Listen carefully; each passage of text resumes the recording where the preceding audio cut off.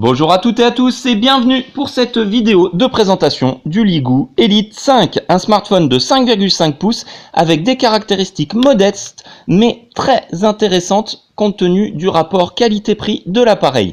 Alors tout de suite on attaque par la présentation extérieure. Ici donc notre Ligoo Elite 5 est en finition jaune fluo. Alors c'est une couleur qui plaira ou ne plaira pas. Pour ma part, mon choix est fait, j'adore cette couleur et au moins, l'avantage, c'est que votre téléphone se démarquera. Il se démarquera par sa couleur, mais aussi par son design assez particulier. Vous voyez, on a des incrustations noires sur le dessus, le dessous et sur les côtés. Donc, ce qui donne quand même un style assez particulier et qui va forcément inciter les gens à vous demander « Mais qu'est-ce que c'est ton téléphone? C'est quelle marque? C'est quel modèle ?» Et donc, vous ne passerez pas inaperçu. Alors, sur l'arrière, on va retrouver une caméra de 13 mégapixels avec un LED flash, la marque Ligoo, ici le haut-parleur. Sur le côté gauche, on va trouver le bouton volume plus-moins. Sur le côté droit, le bouton power on-off. Sur le dessous, le microphone.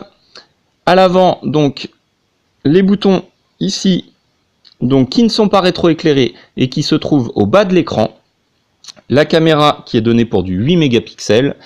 Ici, vous voyez que le téléphone est 4G. Enfin, sur le dessus, on va trouver une connectique micro USB, un jack 3.5 et ici, un capteur infrarouge, car votre téléphone peut faire télécommande. Et oui, c'est une caractéristique qui est assez rare sur les smartphones et qui est plutôt appréciable. Alors, on va pouvoir ouvrir le cache arrière. Ici, donc le cache arrière permet d'accéder à la batterie. La batterie est amovible, je ne vous l'enlève pas, ça évite de perdre du temps dans le redémarrage du téléphone. Ici, on va avoir donc un emplacement micro SD, deux emplacements SIM, donc micro SIM et SIM classique. La batterie, une batterie énorme, fait 4000 mAh et donc, comme vous l'imaginez, elle offre une autonomie très importante à ce téléphone, c'est un de ses gros points forts. Alors on va refermer le cache batterie, on va prendre les dimensions de notre appareil, donc le cache batterie se referme bien, l'ajustement des plastiques est correct sans plus, hein, on n'a pas une qualité de finition extraordinaire. Alors notre téléphone donc fait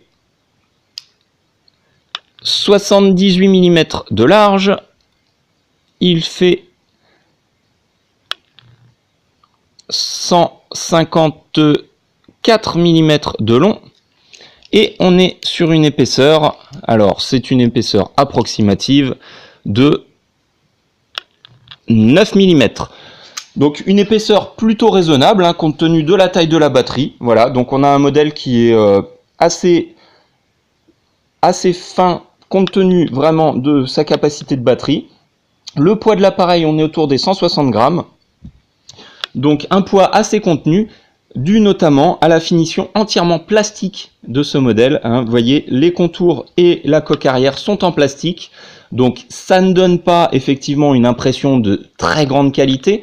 Néanmoins, ça permet d'avoir un poids raisonnable. Un téléphone qui tient bien en main, qui n'est pas trop lourd. Donc c'est plutôt agréable. Alors, on va allumer notre appareil. Donc, pas de scanner d'empreinte, hein. Un déverrouillage très classique. Ici, donc, vous voyez que l'ensemble des menus et des applications sont sur la page Home. On va retrouver des widgets particuliers comme par exemple le lecteur musical de Ligoo. On va retrouver ici donc un widget photo qui va vous permettre de prendre un cliché rapide comme ceci, voilà, et de faire défiler vos photos avec une petite galerie qui par contre ne vous permet pas d'avoir les images en grand. Vous voyez, on a les images qu'en petit comme ceci et on peut partager ou effacer la photo. Donc c'est un peu gadget, mais ça a le mérite d'exister, de fonctionner et vous pouvez vous en servir ou non. Personnellement, j'en vois pas trop l'utilité. Alors, on va regarder ici donc nos IMEI. Voilà, deuxième EI en 35. On va accéder au menu ingénieur. Voilà.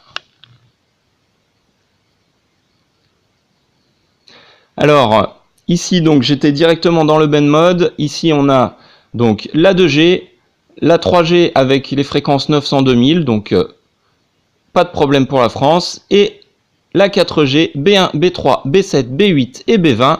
Donc, on a les 4 fréquences françaises. C'est un sans faute pour cet appareil.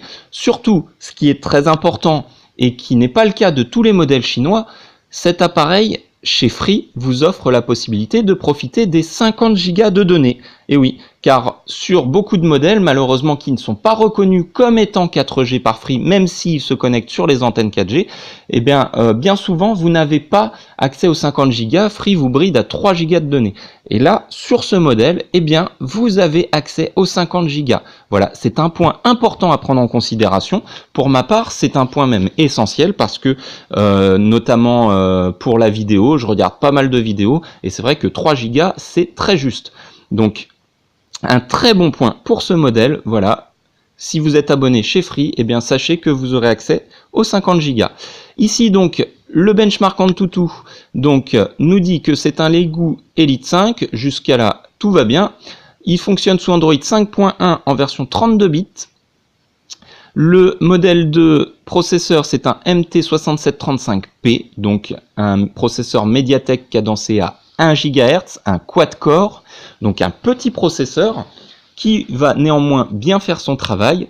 Le GPU, c'est un Mali T720, la résolution d'écran 720 par 1280, pardon.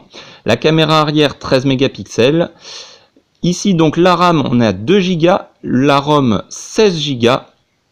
Alors, il reste 11 Go 72 hein, pour installer vos photos, vos applications, etc. Il n'y a pas de partition.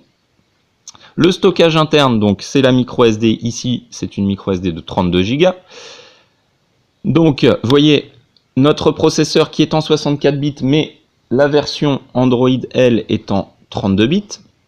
Un quad-core à 1 GHz, comme je vous le disais.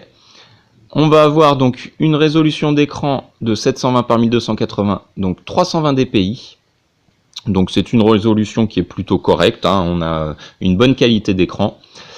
La caméra arrière 13 mégapixels, la caméra frontale 8 mégapixels. Alors, pour ma part, les 8 et les 13, je pense que c'est une bonne interpolation, hein. On n'a pas forcément une caméra d'une qualité extrêmement bonne. La version Android 5.1. Donc, on n'a pas de NFC. On a le Wi-Fi évidemment. Alors, on a un accéléromètre, capteur de luminosité, capteur de proximité et c'est tout. Donc, on est assez restreint au niveau des sensors. Alors, ce qui me paraît étonnant, c'est qu'il n'y ait pas de gyroscope. Parce que quand vous tournez, eh ben, l'écran pivote. Donc ça, normalement, c'est le gyroscope qui fait ce travail-là. Donc ça me paraît assez surprenant qu'on n'ait pas de gyroscope. À mon avis, il doit y en avoir un et AnTuTu ne doit pas l'avoir répertorié. Voilà. Donc ça, c'est pour la partie hardware. Pour la partie software, donc ici, donc vous voyez, l'appareil est très fluide, hein, sans problème, malgré son petit processeur, hein, on n'a pas de problème de fluidité. En revanche, sur le lancement d'application, évidemment, eh bien, il va pas être extrêmement rapide. Il va avoir de temps en temps des latences pour passer d'un menu à un autre, pour passer d'une application à une autre, mais néanmoins, il fait bien son travail, on n'a pas de souci. Alors, vous voyez, on a la possibilité donc de supprimer donc toutes les applications ouvertes et on a la possibilité d'avoir un verrouillage. Vous voyez, on choisit les applications qu'on veut garder quand on ferme tout. Eh bien, vous avez certaines applications qui peuvent rester ouvertes. Donc ça, c'est plutôt pas mal, c'est intéressant. Vous allez avoir donc ici les paramètres. Donc des paramètres assez classiques. Alors vous avez deux écrans paramètres, Common et All. Donc Common c'est les paramètres généraux on va dire, et puis All c'est la totalité donc des menus de paramétrage. Alors C'est assez classique. La présentation, elle, évidemment, tient compte de la surcouche, mais après les menus, on retrouve des menus très classiques. Au niveau de la batterie, vous allez avoir la possibilité, vous voyez, d'afficher le pourcentage de batterie restant. Ça, c'est plutôt pas mal. Vous avez la mise en veille à économie d'énergie. Et puis donc ici vous voyez il nous reste 91% de batterie et 1 jour et 2 heures d'utilisation encore, donc vraiment on a une batterie qui tient bien la route. Alors pas de menu exceptionnel, hein. On va avoir alors il me semble que on a la possibilité d'avoir des options de déverrouillage. Alors je ne sais pas, peut-être dans sécurité, voilà, verrouillage de l'écran, ici donc on a la possibilité d'avoir le déblocage vocal, le schéma ou alors le balayage, voilà, ou le code PIN, voilà, très classique, à part donc le déverrouillage vocal que je n'ai pas testé. On va pouvoir le tester. Alors déblocage vocal,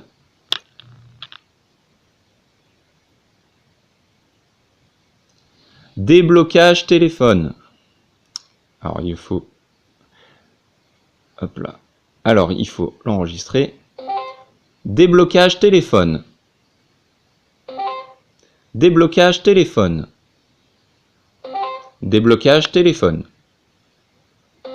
déblocage téléphone.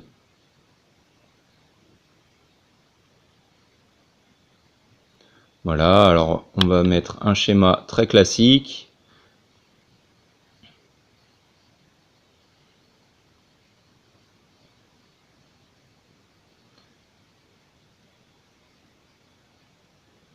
Voilà, on va tester.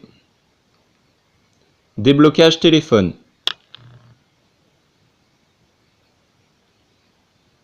Déblocage téléphone. Voilà, ça fonctionne.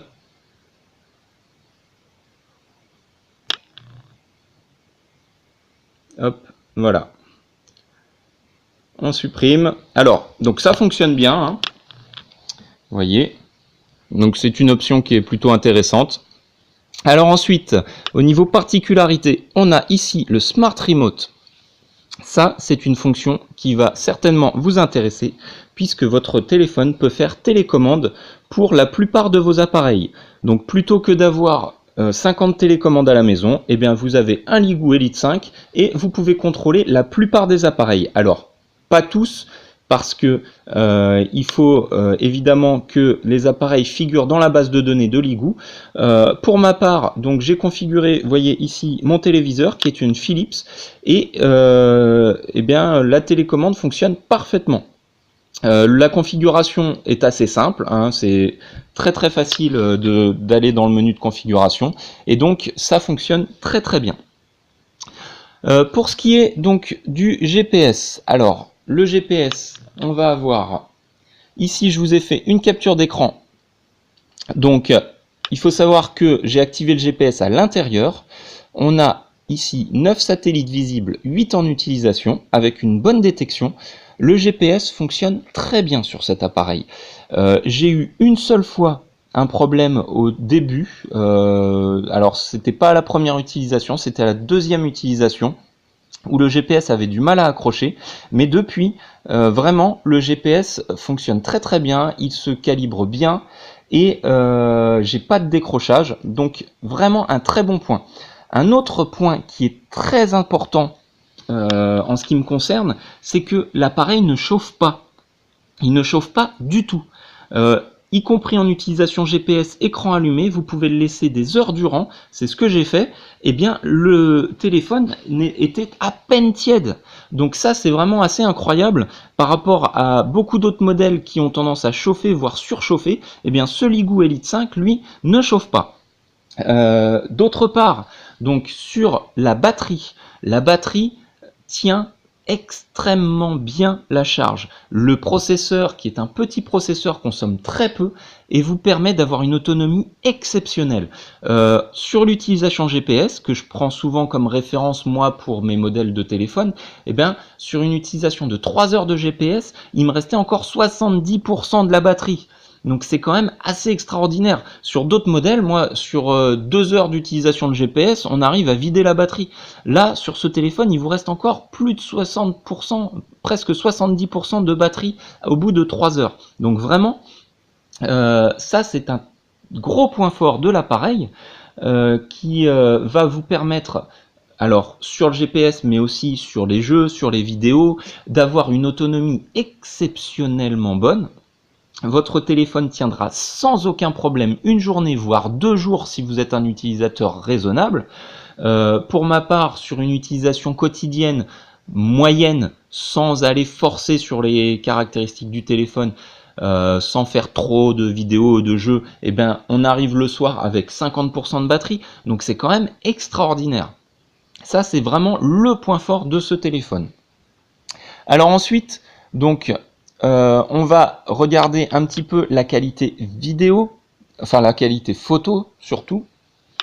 Donc ici, on va avoir la possibilité d'utiliser le déclencheur ici sur l'écran. Donc on va faire une mise au point. Voilà, donc j'ai coupé le son du déclencheur, hein. C'est une option qui est offerte. Alors on va faire une photo comme ça et une photo comme ça, puisque vous pouvez utiliser le bouton volume plus. Alors notre photo, qu'est-ce qu'elle donne? Eh bien, vous voyez, donc l'image est nette. En revanche, la qualité photo, on n'a rien d'exceptionnel, hein. C'est un capteur interpolé. On n'est pas vraiment sur du 13 mégapixels, je pense qu'on est sur du 8 interpolé.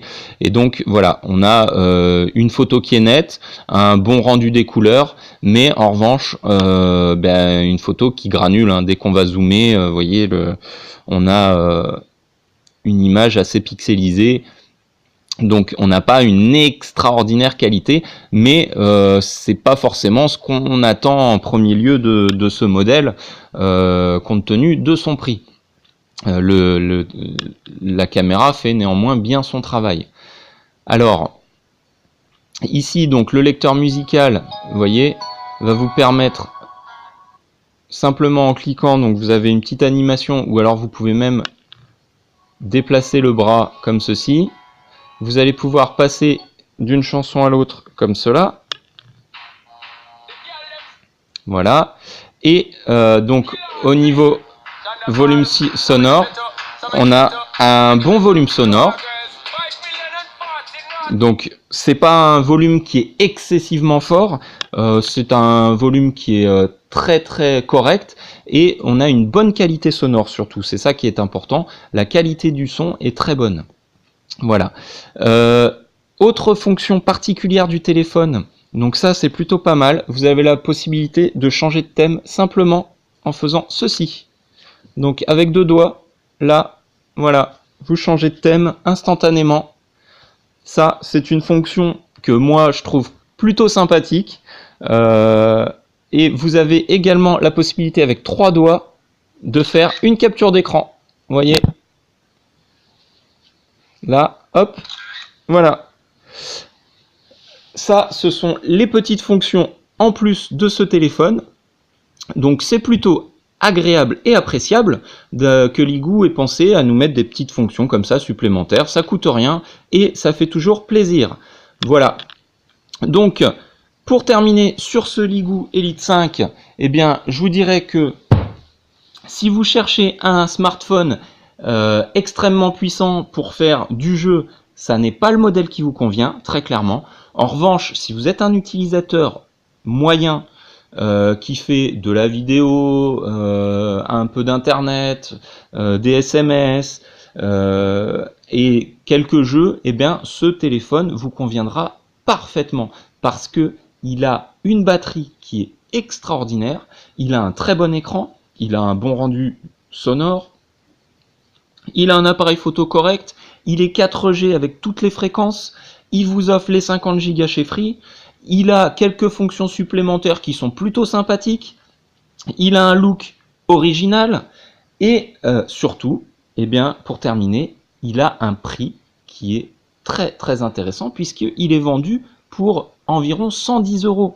Donc c'est un modèle qui est extrêmement peu cher et qui va vraiment vous apporter satisfaction. Pour ma part, c'est vraiment un coup de cœur ce modèle, je vous le cache pas. C'est un modèle que j'ai acheté en me disant je vais pas le garder forcément, je vais le tester et puis je vais m'en débarrasser. Et bien finalement, je vais le conserver ce modèle et je vais l'utiliser pendant quelques temps, même si son processeur est un petit peu juste et qu'il y a quelques latences sur le lancement d'applications. Mais vraiment, compte tenu des caractéristiques de l'appareil, eh bien moi, il me satisfait pleinement. Voilà, donc c'est tout pour cette présentation du Ligoo Elite 5. J'espère que vous avez apprécié la vidéo. N'hésitez pas à cliquer sur le bouton j'aime, à vous abonner et à partager ma vidéo. Quant à moi, je vous retrouve très prochainement pour un prochain test avec le Ulefone B-Touch 2 qui va arriver dans quelques jours. Voilà, merci à toutes et à tous et à très bientôt. Au revoir.